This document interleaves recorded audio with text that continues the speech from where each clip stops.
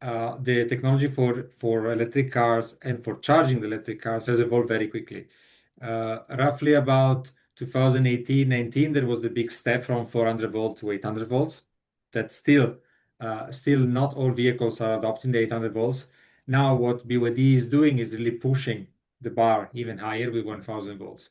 Where is the advantage? The advantage is that uh, we can really provide more power when it comes to the overall powertrain, but also for charging, you need less copper, smaller cables to deliver more power. And this has a lot of implication in terms of heat and heat management. So heat is the biggest problem when you're charging.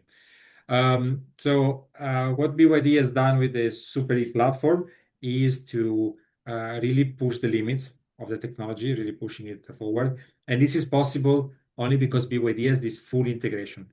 If you start opening a BYD car and start looking into the components, and then you go inside the components, and then you go into the electronic boards, you start seeing that every single level you go down, still most likely those components are made by BYD. And it's incredible. I've never seen before any company that has such a vertical integration as BYD. So this is the reason why BYD did not have to go to the market from the typical tier 2, tier 3 suppliers to get the component. There was internal development for this. So the first vehicle that will use this platform will be introduced this year, very early this year. And what has been made public is the Denza D9 GT. And there will be more coming later on during the year in Europe. In other markets, there will be other vehicles that will adopt this platform. But overall, this is a paradigm shift.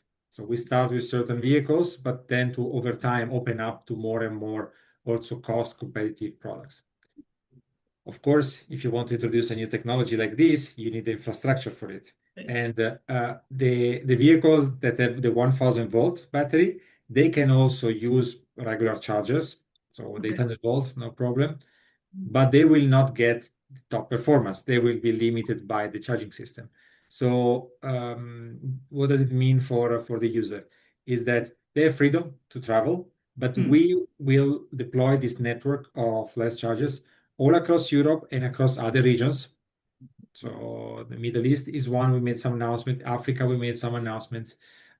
Central Asia, China, of course, and Asia Pacific. So everywhere where BYD is active, and we have different plans depending on different countries for rollout.